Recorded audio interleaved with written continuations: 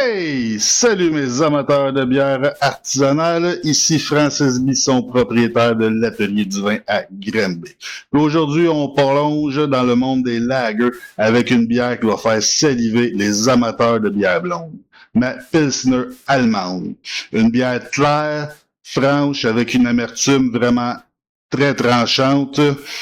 Idéal pour les journées chaudes ou pour ceux qui veulent une lager artisanale qui sort de l'ordinaire.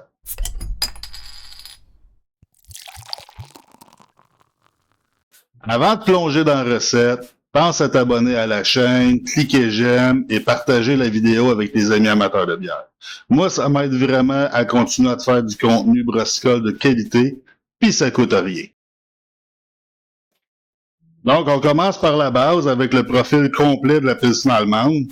Donc, on a une densité initiale de 1,047, une densité finale qui va frôler les 1,006, 1,008.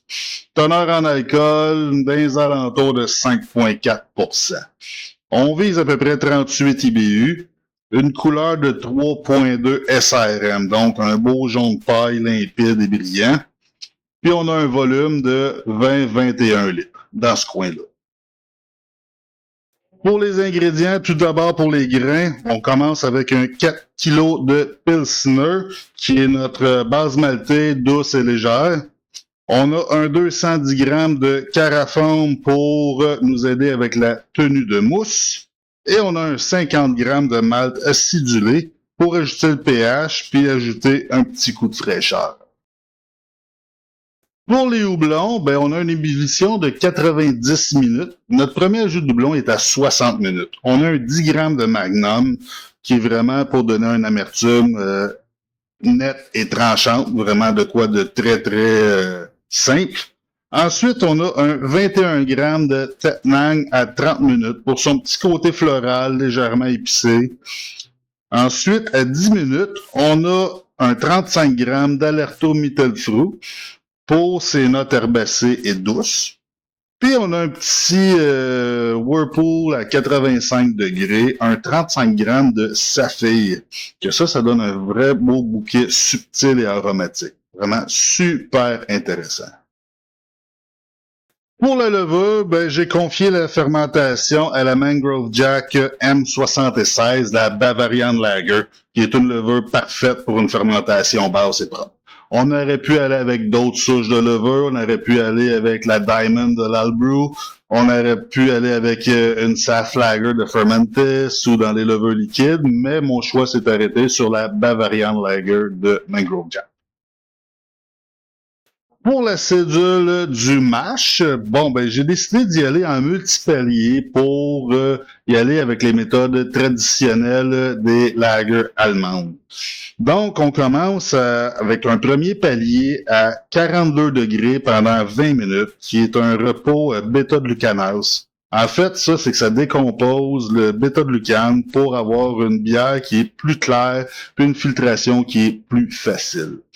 Ensuite, on monte ça à 52 degrés pendant 20 minutes, qui est un repos protéinique.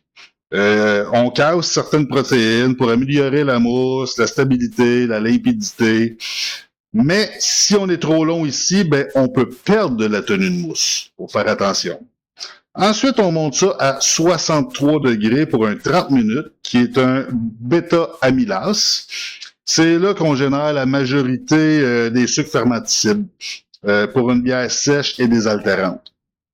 Ensuite, on monte ça à 72 degrés pendant un autre 30 minutes, que là, on a un repos qui est alpha-amylase. On produit quelques sucres moins fermenticibles pour donner juste un petit peu de rondeur. Ensuite de ça, on monte ça à 78 pour un bon 10 minutes, qui est notre mash-out, que là, on arrête l'activité enzymatique, tout simplement. Pour la fermentation, j'ai mon profil de fermentation lager. Donc, ça se déroule en 3 étapes. La première étape, qui est la fermentation principale, qui est à 11 degrés pendant une dizaine de jours. Si on est capable, on surveille la densité. Parce qu'on n'attend pas qu'elle soit complète, juste vers la fin, quand il reste peut-être 6-7 points de densité à atteindre, que là, on va passer à la deuxième étape, qu'on va laisser monter la température de façon naturelle, des alentours de 16-17 degrés pour un repos diacétyl et laisser la levure terminer son travail et nettoyer comme il faut. Pour ensuite aller vers le lagering, qu'on descend ça le plus bas qu'on peut, on descend ça à 2 degrés, on peut même approcher le 0 si on est capable. Là, c'est d'y aller doucement. Moi, personnellement, je baisse de 3 degrés par jour. Donc, à tous les 24 heures, je vais diminuer ma température de 3 degrés pour pas créer un stress et descendre de façon doucement. Et une fois que j'ai atteint mon 2 degrés, là, je vais laisser mon lagering pendant un bon 4 semaines avant la mise en keg.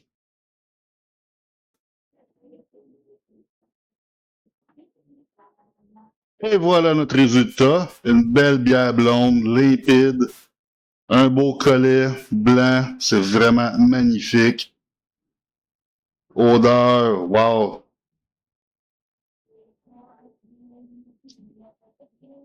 L'amertume, noble. C'est sec, c'est franc. Exactement ce qu'on veut d'une Pils allemande. Donc, si vous aimez les bonnes bières blondes, style allemande, c'est vraiment un must. À cette heure qu'on a vu toute la recette, allons voir comment est-ce qu'on fabrique ça. Bon, notre eau est prête. Alors, on va mettre nos petits céréales. Ça fait drôle de l'eau qui est pas très chaude. Vous allez voir, ça fait quand même une papier différente dans la texture.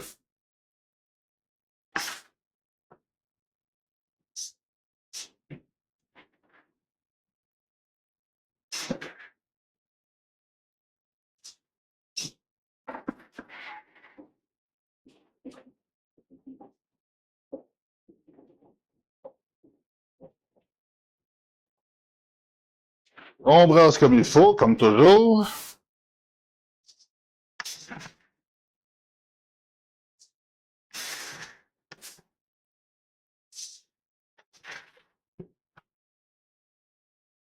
Et oui, j'ai oublié de fermer la pompe. Ça arrive, c'est pas plus grave que ça. Avant qu'on me pose la question.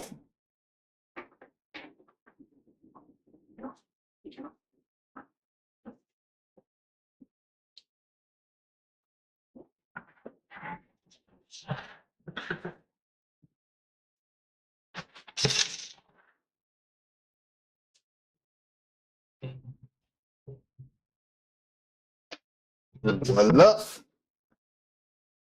On brasse comme il faut.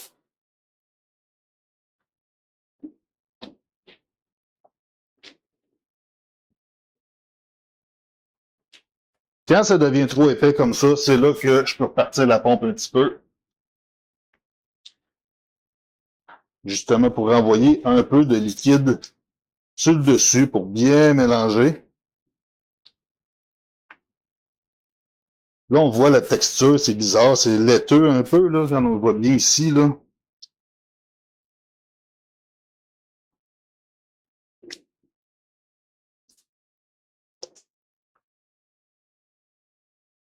Et voilà.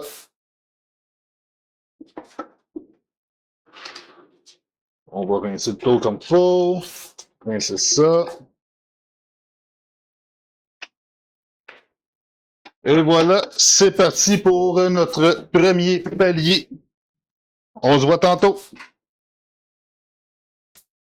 Bon, j'avais dit que je reviendrai après le rinçage, mais finalement, je suis là.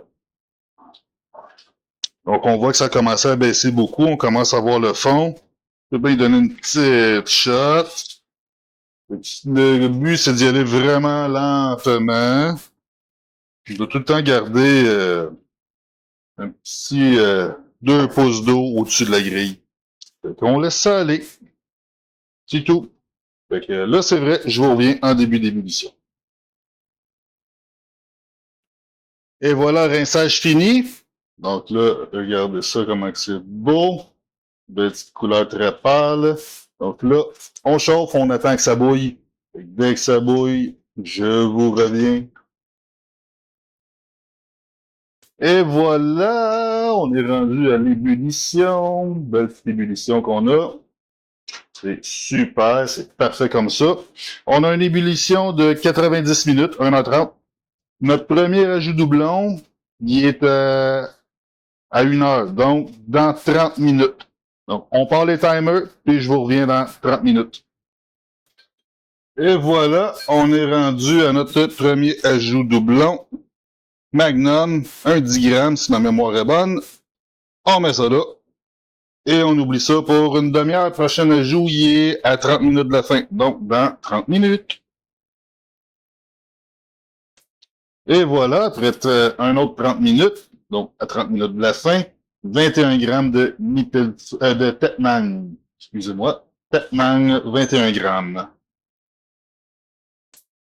On est rendu à 15 minutes de la fin. Puis là, on ajoute notre Irish Moss, un 5 grammes bien hydraté. Vous voyez de quoi que ça a l'air, là. C'est assez lettre. Donc, on met ça là. Un peu. Et dans les derniers 15 minutes, Irish Moss. Et voilà, pour notre dernier 10 minutes, on a un 35 grammes de Mittelfru. On envoie là 10 minutes. Voilà, l'ébullition est finie. Notre 90 minutes. Maintenant, ce qu'on va faire, c'est qu'on va refroidir à 85 pour faire le dernier ajout doublon. Donc, on refroidit ça, puis dès que c'est prêt, on revient. Et voilà, on est rendu à 85 degrés. Donc là, on va faire un hop stand avec un 35 grammes de saphir qu'on va laisser pendant 20 minutes. Donc vraiment pour aller chercher le petit côté aromatique, très délicat. Donc, on met ça là et on oublie ça 20 minutes. Je vais mettre le couvercle aussi. Voilà, le abstain est fini. Là, on refroidit puis on envoie ça dans notre fermenteur. OK, on se voit tantôt. Donc, notre refroidissement est fini. On est mis en fermenteur. On y va avec la M76 Bavarian Lager. La Diamond de l'Albrew fait très bien la job aussi. Donc, on y va avec ça 2 fois, vu qu'on fermente à froid. Voilà, ça c'est réglé. On va mettre le couvercle, puis on va fermenter ça pour 10 jours à 11 degrés.